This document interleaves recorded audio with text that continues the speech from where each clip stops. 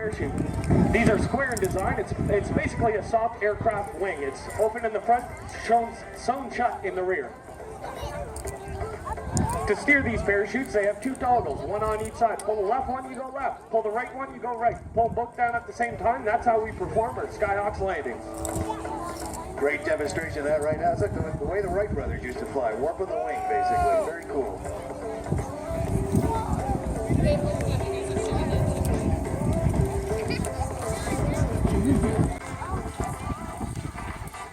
The members of our team come from all...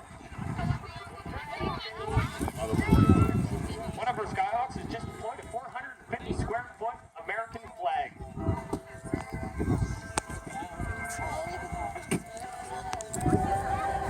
Please rise for the American National Anthem.